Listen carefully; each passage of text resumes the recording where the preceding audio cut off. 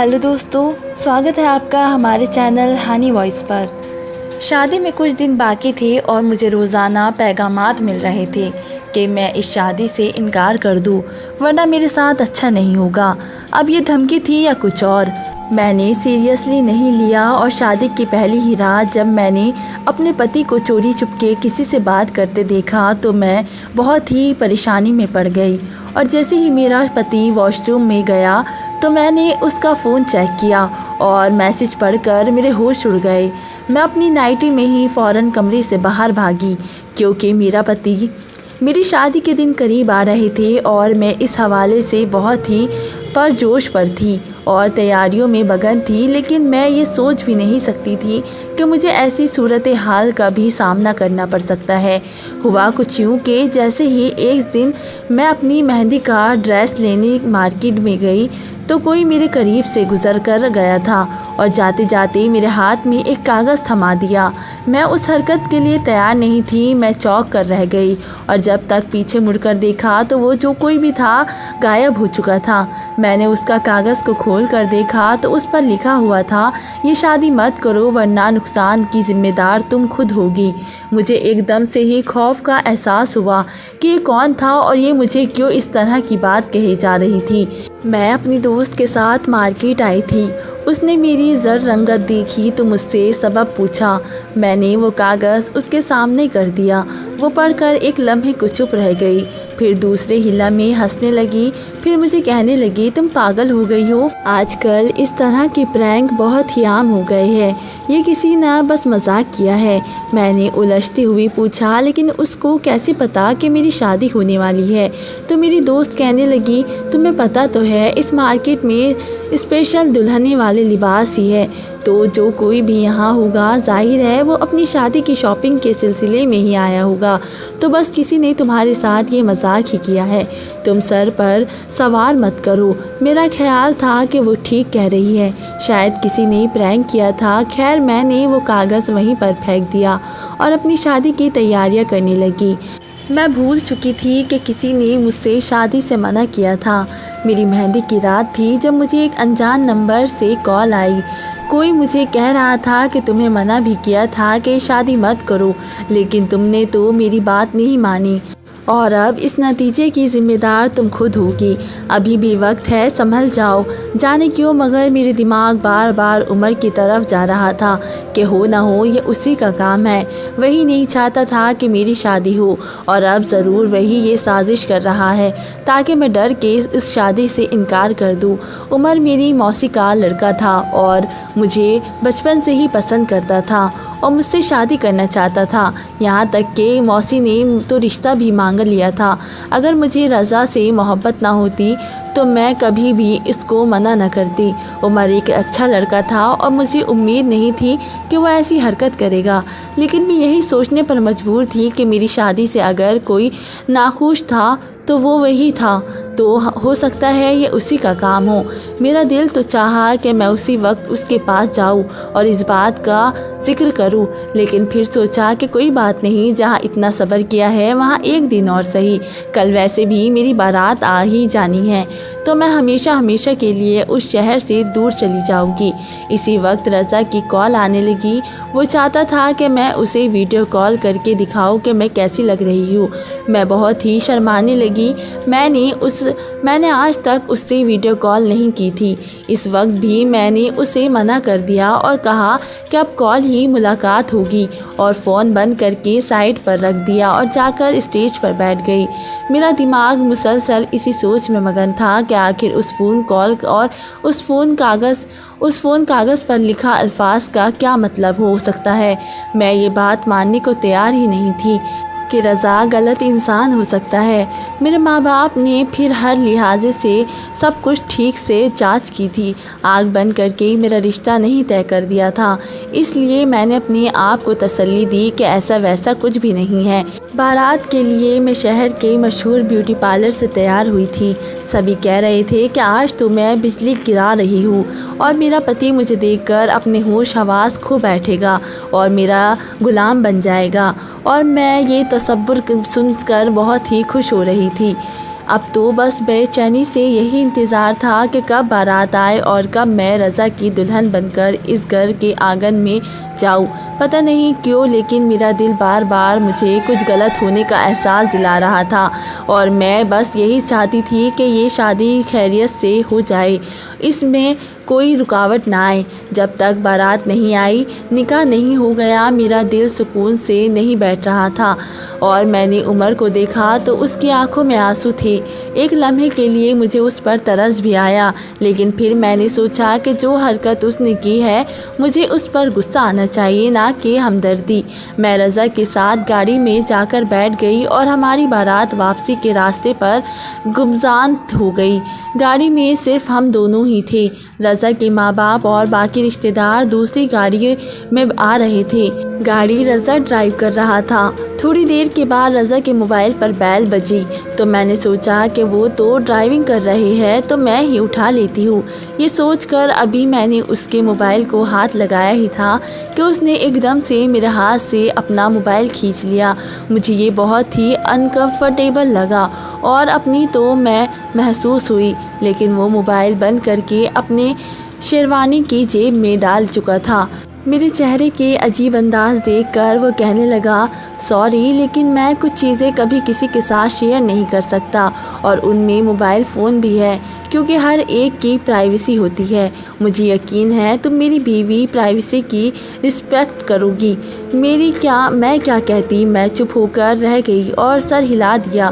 میں سوچنے لگی شاید مرد صرف شادی سے پہلے تک ہی مضبوط رہتا ہے اور بعد میں شوہر ہی بن جاتا ہے۔ اور خیر جب ہم گھر پہنچے تو کافی رات ہو چکی تھی۔ مجھے منہ دکھائے میں رضا نے ڈائمنڈ کا سیٹ گفٹ میں دیا تھا، لیکن میرے سارے شکوے اور سارے گلے دور ہو گئے تھے۔ ہماری وہ رات بہت ہی اچھی گزرے تھی۔ میری شادی کی پہلی رات میرے تصور سے بھی بڑھ کر تھی۔ اس نے مجھے بہت ہی عزت اور پیار دیا تھا۔ میں صبح فجر کی اذان سے پہلے ہی اٹھ گئی تھی۔ ابھی میں اٹھ کر واش روم جانے کا سوچ ہی رہی تھی کہ میں نے بیٹھ کے دوسری طرف ہلچل کی آواز سنی۔ شاید رضا بھی اٹھ گئے تھے۔ وہ فون پر کسی سے میسج پر بات کر رہے تھے۔ پھر فون وہیں رکھ کر وہ واش روم چلے گئے۔ جیسے ہی وہ واش روم گئے اسی وقت پھر سے میسج کی آواز سنائی دی۔ میں بہت ہی پریشان ہو گئی۔ ایک دم سے مجھے عجیب ہوا کہ میں دیکھتی ہوں کہ یہ ساری رات کے اس پہر وہ کس سے بات کر رہے تھے، لیکن میں نے خود کو روک لیا کہ رات کی بات مجھے یاد آ گئی تھی کہ جب میں نے اس کا موبائل لیا تھا کہ اس نے مجھ سے چھین لیا۔ اس لیے میں نے فیصلہ کیا کہ میں اب اس کے موبائل کو ہاتھ بھی نہیں لگاؤں گی، لیکن اسی وقت دوبارہ سے پھر ایک اور میسج آیا۔ میں نے آخر کچھ سوچ کر اس کا موبائل پکڑ ہی لیا، کیونکہ مجھے بس یہی جاننا تھا کہ اس وقت کس سے بات ہو رہی ہے۔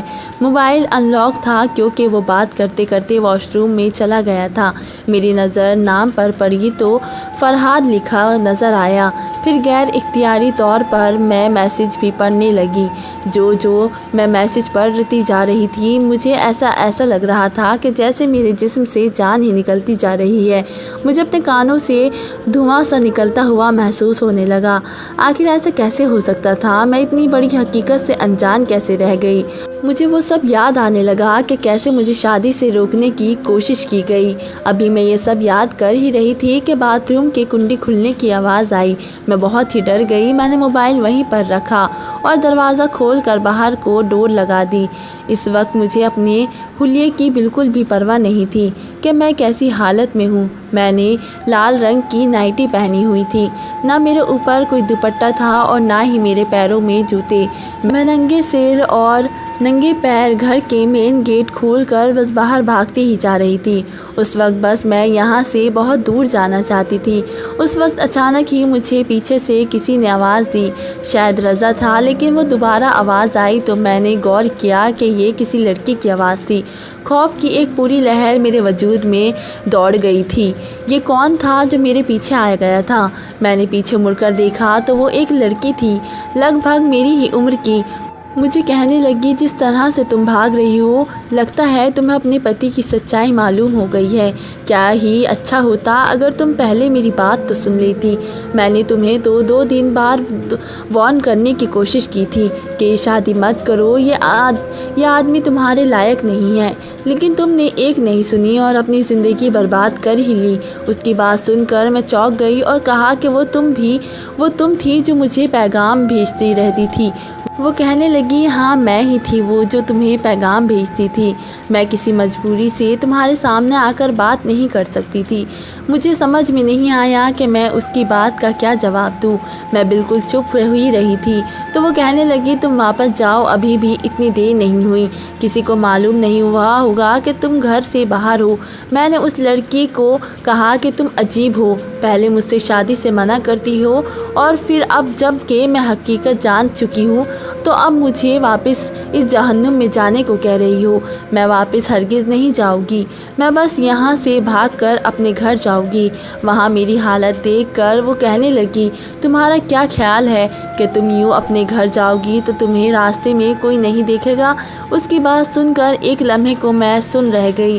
وہ واقعی ٹھیک کہہ رہی تھی کہ میں نے اب غور کیا تھا کہ میں کسی بے باک خلیے میں باہر آ گئی ہوں۔ کوئی بھی مجھے دیکھتا تو بے شرم کا عیب لگا کر شاید اپنی آنکھیں بند کر لیتا۔ میں رہا سی ہو گئی اور میں اپنے واپس نہیں جانا چاہتی تھی، اور اس حالت میں میں اپنے گھر بھی نہیں جا سکتی تھی۔ میں وہیں بیٹھ کر رونے لگی۔ اسی وقت مجھے دور سے آواز آنے لگی۔ وہ رضا تھا جو میرا نام لے کر مجھے پکار رہا تھا۔ وہ لڑکی میرے ہاتھ پکڑ کر کہنے لگی، سنو، وقت بہت کم ہے، تو جو میں کہہ رہی ہوں تم ویسا ہی کرو۔ میں خود تو تم سے رابطہ کروں گی اور ہم مل بیٹھ کر طے کریں گے کہ آگے کیا کرنا ہے۔ ابھی واپس جاؤ، جیسا میں نے کہا ہے ویسا ہی کرو۔ میرے پاس اس کی بات ماننے کے علاوہ اور کوئی چارہ نہیں تھا۔ میں اس کے کہے کے مطابق رضا کی نظروں سے بچتے ہوئے چوری چوری گھر چلی گئی اور اپنے کمرے میں جا کر نہا کر دوسرے کپڑے بدل لیے۔ جب رضا واپس کمرے میں آئے تو میں نماز پڑھ رہی تھی۔ وہ مجھے دیکھ کر ایک دم سے چونک گئے اور میرے سلام پھیرتے ہی مجھے کہنے لگے، تم کہاں تھی؟ میں جب نہا کر باہر نکلا تو تم تو کمرے میں نہیں تھی۔ کمرے کا دروازہ بھی کھلا ہوا تھا اور باہر مین گیٹ کا بھی۔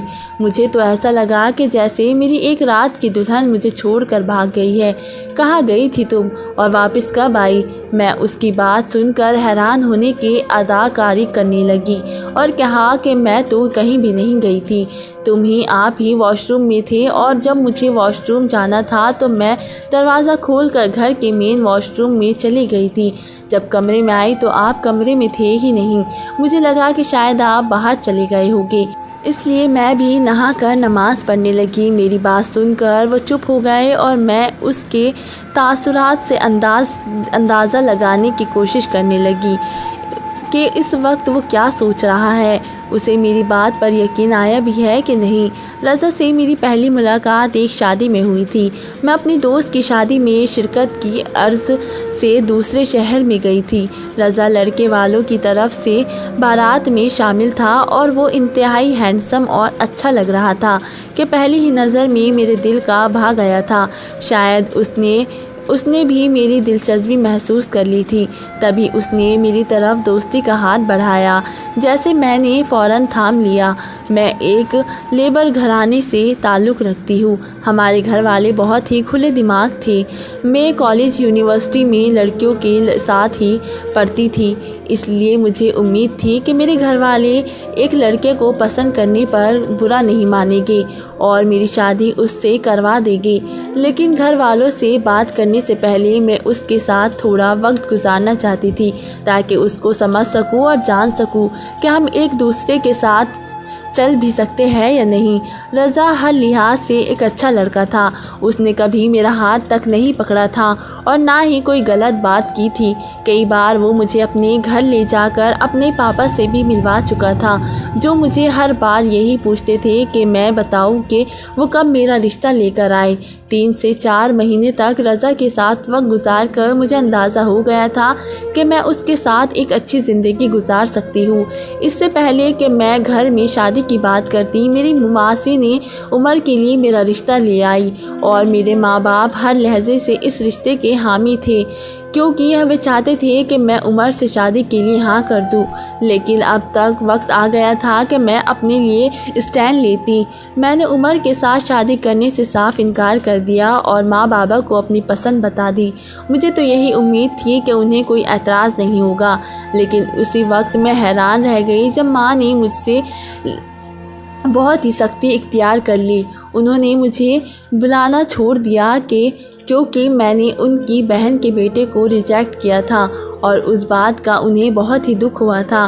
کچھ دن تو بابا بھی خاموش رہے تھے، لیکن پھر ایک دن انہوں نے مجھے بلا کہہ کر کہا کہ میں اس لڑکے کے ساتھ انہیں ملواؤں جسے میں پسند کرتی ہوں۔ میرے بابا ہر لحاظ سے ایک آئیڈیل باپ تھے۔ وہ ان لوگوں میں سے نہیں تھے جو اپنے بچے کی خوشی کا گلا گھونٹ دیتے ہیں۔ جب بڑے بھائی کی شادی ہوئی تھی تب بھی بابا نے ان سے پوچھا تھا کہ اگر وہ چاہیں گے تو یہ رشتہ ہوگا، ورنہ وہ چاہے تو چاہتے ہیں وہ ان کی شادی کر دیں گے۔ اور اگر اب میری باری انہوں نے اعتراض نہیں اٹھایا تھا۔ میں نے انہیں رضا سے ملوایا، وہ لاہور میں رہتا تھا، اس سے ملے اور اس کے والدین سے ملے، اس سے سب کچھ چھان بین کی اور پھر آ کر رشتہ طے کر دیا۔ لیکن میری ماں کا مون بالکل بھی ٹھیک نہیں تھا اور وہ نہیں چاہتی تھی کہ میری شادی اسی جگہ ہو، لیکن کسی نہ کسی طرح سے بابا نے انہیں منا ہی لیا۔ لیکن اس باوجود انہوں نے میرے ساتھ بازار جانے سے صاف انکار کر دیا کہ وہ میری شادی کی شاپنگ میں حصہ نہیں لے سکے گی، مجھے جو کرنا ہے میں خود ہی کروں گی۔ وہ اس تقریب میں شریک ہو جائے تو میں اسی کو غنیمت سمجھوں گی، اور میں نے بھی چپ سادھ لی اور جو جیسے چل رہا ہے ویسا ہی چلنے دیتی ہوں۔ ماں کب تک ناراض رہے گی؟ ایک نہ ایک دن تو ماں ہی جائے گی نا۔ اس لیے میں نے اپنی شادی کی ساری شاپنگ اپنی دوستوں کے ساتھ ہی کی تھی۔ وہاں میں نے تو یہی سوچا تھا کہ میں نے اپنی پسند کی شادی کی ہے تو رضا ہر لحاظ سے ایک آئیڈیل شوہر ثابت ہوگا اور ہم اپنی زندگی آخری تک بہت ہی اچھے طریقے سے گزاریں گے، اتنے کے لوگوں کے ہمارے پیار کے مسئلے دیں گے۔ لیکن میں کبھی سوچ بھی نہیں سکتی تھی کہ شادی کی پہلی رات ہی مجھے ایک ایسا سرپرائز ملے گا کہ میری ہستی تہستی زندگی برباد ہو جائے گی۔ اتنا بڑا راز جیسے جان کر میرا ایک لمحے کو بھی اس کے ساتھ رہنے کا دل نہیں کر رہا تھا۔ اوپر سے کئی ایسے سوالات تھے جنہوں نے میرے دماغ کو الجھا کر رکھ دیا تھا۔ وہ لڑکی آخر کون تھی؟ رضا کو کیسے جانتی تھی؟ اور اس نے مجھے واپس گھر کیوں بھیج دیا تھا؟ میں بس یہی سب کچھ سوچ رہی تھی اور یہی سب چیزیں سے ڈر رہی تھی کہ میری کسی سے بات پر رضا کو شک نہ ہو جائے کہ میں اس کے راز تک پہنچ گئی ہوں۔ لیکن شکر ہے ایسا ویسا کچھ نہیں ہوا تھا۔ وہ مجھ سے نارمل انداز میں بات کرتا رہا۔ کھانے کے میز پر وہ ہر چیز میرے آگے رکھتا رہا کہ میں پیٹ بھر کر کھاؤں اور بھوکی نہ رہوں۔ اس کے چہرہ دیکھ کر میں بار بار یہی سوچ رہی تھی کہ کاش تم اتنے دھوکے باز نہ ہوتے، کاش یہ چہرہ وہی ہوتا جس سے میں نے محبت کی تھی۔ لیکن ظاہر ہے ایسا نہیں تھا۔ جو کچھ بھی میں جان چکی تھی اس کے بعد تو اس پر یقین کرنا بہت ہی مشکل ہو گیا تھا۔ میں بس یہی لڑکی کا انتظار کر رہی تھی کہ وہ کسی طرح مجھ سے رابطہ کرے۔ میں انہی سوچوں میں مگن تھی کہ اپنا نام سن کر چونک گئی۔ رضا کی ماں مجھے کہہ رہی تھی، بہو تم کچھ لے کیوں نہیں رہی ہو؟ دیکھو مجھے تم رضا کی ماں نہیں بلکہ اپنی ماں ہی سمجھو۔ اس کی بات سن کر میرا دل چاہا کہ میں گرم گرم ناشتے کی ٹرے اس کے چہرے پر ڈال دوں اور چیخ کر کہوں کہ تم میری ماں کیا بنو گی، تم تو رضا کی بھی ماں نہیں ہو۔ مجھے تم دونوں کی اصلیت معلوم ہو گئی ہے، تم دونوں رضا کے ماں باپ نہیں ہو، تم سب لوگ فراڈ ہو۔ لیکن میں نے یہ سب اپنے اندر ہی دبا لیا اور کچھ بھی نہیں کہا اور سب کچھ مسکراہٹ چہرے پر سجا کر ناشتہ کرنے لگی۔ اگر بات صرف اتنی ہی ہوتی کہ وہ رضا کے اصلی ماں باپ نہیں تھے تو شاید پھر بھی میں برداشت کر لیتی، لیکن معاملہ اس سے بھی کئی گنا بڑھ کر تھا۔ ناشتے کے بعد میں کمرے میں آ گئی اور وہ کسی کام سے باہر چلا گیا۔ آدھے گھنٹے کے بعد مجھے ایک انجان نمبر سے کال آئی۔ میں نے فوراً سے وہ فون اٹھا لیا۔ فون پر وہی لڑکی تھی۔ میں نے بے چینی سے کہا، میں کب سے تمہارا انتظار کر رہی تھی، مجھے بتاؤ کہ میں کیا کروں۔ کہنے لگی تم کچھ نہیں کرو، بس ولیمے کی تیاری کرو، جو بھی کرنا ہے وہ میں کروں گی۔ تمہارے ولیمے میں سب کے ساتھ ساتھ تمہیں بھی پتہ چل جائے گا کہ میں کون ہوں۔ یہ کہہ کر اس نے فون بند کر دیا اور میں نے اپنا سر پکڑ لیا۔ میرا ایک ایک منٹ یہاں پر گزارنا بہت ہی مشکل ہو رہا تھا۔ خیر میں پارلر چلی گئی اور تیار ہو کر رضا کے ساتھ ہال میں پہنچ گئی۔ مجھے بھی یہی انتظار تھا کہ دیکھوں تو صحیح آخر کیا دھماکہ ہونے والا ہے۔ میرا دل تیزی سے دھڑک رہا تھا، ہاتھ پاؤں ٹھنڈے ہو جا رہے تھے۔ مجھے زیادہ دیر انتظار نہیں کرنا پڑا کیونکہ جلدی ہی وہ لڑکی مجھے سامنے سے آتی دکھائی تھی اور میں نے واضح طور پر محسوس کیا کہ اسے دیکھ کر رضا کے چہرے کے ہوش اڑ گئے تھے۔ وہ لڑکی اونچی آواز میں سب کو کہنے لگی، لیڈیز اینڈ جینٹل مین، میری طرف توجہ فرمائیں، میرا نام فاقیہ ہے، میں اس فراڈ رضا کی بیوی ہوں۔ میں ایک دم سناٹے میں رہ گئی، باقی سب کو بھی صاف سن گیا تھا۔ فاقیہ کہنے لگی، صرف میں ہی اس کی بیوی نہیں، اسے دھوکے باز انسان کی اور نہ جانے کتنی اور شادیاں کر رکھی تھی۔ یہ ماں باپ بھی اس کے اپنے نہیں ہیں بلکہ کرائے کی ہے، اور سب سے بڑی بات کہ رضا کوئی بزنس مین نہیں ہے بلکہ ایک پیشہ والا انسان ہے اور اسمگلر ہے۔ یہ لڑکیوں کو اپنی محبت کے جھوٹے جال میں پھنساتا ہے اور پھر ان سے شادی کر کے ان کا اعتبار جیتتا تھا اور پھر انہیں آگے بیچ دیتا تھا۔ میرے ساتھ بھی اس نے یہی کیا تھا، لیکن میں کسی طرح سے اس کے چنگل سے فرار ہو گئی اور یہی فیصلہ کیا کہ اب اس کے مزید کسی لڑکی کی زندگی تباہ نہیں کرنے دوں گی۔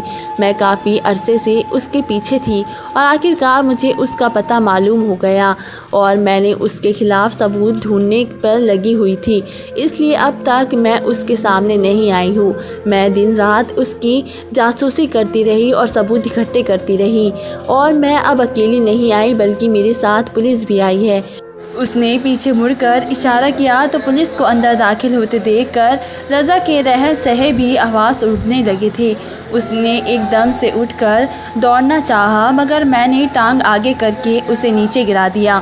صبح میں نے جو اس کے میسج پڑھے تھے اس میں یہی بات تھی کہ اس کا دوست اس سے پوچھ رہا تھا کہ اپنی بیوی کا مجھ سے کب سودا طے کرو گے۔ میں تمہیں اور تمہارے کرائے کے ماں باپ کو بہت پیسے دے چکا ہوں، اس لیے جلدی ہی وہ لڑکی میرے پاس پہنچ جانی چاہیے۔ یہی میسج پڑھ کر میں نے صبح فرار ہونے کی کوشش کی تھی، لیکن فرحہ کے کہنے پر دوبارہ گھر چلی گئی اور اب سچ سب کے سامنے تھا۔ پولیس نے آگے بڑھ کر اسے گرفتار کر لیا۔ میں نے فرحہ کا شکریہ ادا کیا۔ میرے ماں باپ میرے لیے بہت ہی دکھی تھے کہ میری زندگی برباد ہو گئی ہے، لیکن اسی وقت عمر نے آگے بڑھ کر کہا کہ میرے ہوتے ہوئے ایسا کبھی نہیں ہوگا، اور میں نے اپنے رب کا شکریہ ادا کیا۔ ابھی بھی میرے پیاروں کے دل میں میرے لیے بہت ہی محبت موجود ہے۔ تو دوستو، آپ کو میری کہانی کیسی لگی مجھے کمنٹ باکس میں ضرور بتائیں۔ ملتے ہیں ایک ایسی ہی سٹوری کے ساتھ، تب تک کے لیے دھنیہ واد۔